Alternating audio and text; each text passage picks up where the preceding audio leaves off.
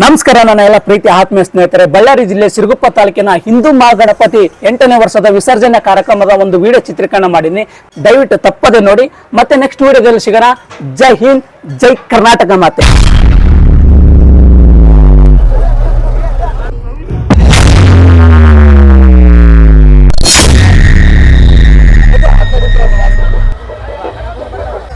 Hi Ganesha, ನಮಸ್ತೆ.